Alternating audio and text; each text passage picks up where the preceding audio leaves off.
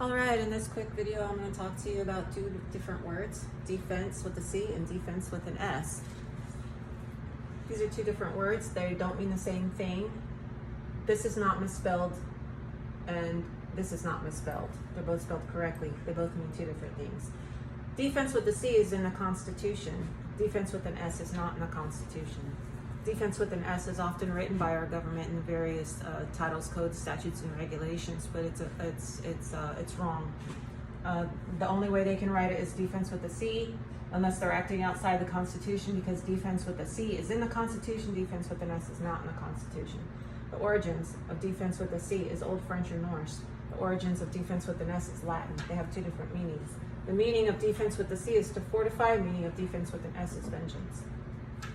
There's nothing in the Constitution that allows the government to seek vengeance because defense with an S is not in it. This is not a misspelling.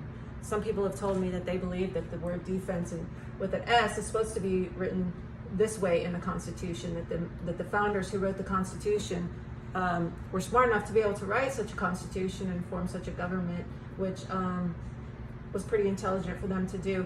But they happen to have misspelled the word. That's what their excuse is. They did not misspell the word.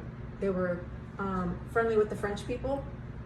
Thomas Jefferson was friendly with Rockefeller, who was a Frenchman. With Rothschild, who was a Frenchman, also a banker. And this is from the Law of Nations by DefenCe, who is also French.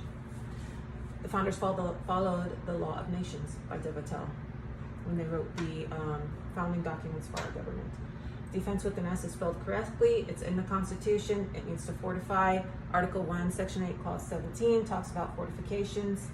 Defense with an S does not appear in the Constitution yet. The government uses it in many of its writings when it writes laws, and it seeks vengeance against other countries for doing things that they don't like, or, in other words, war for profit.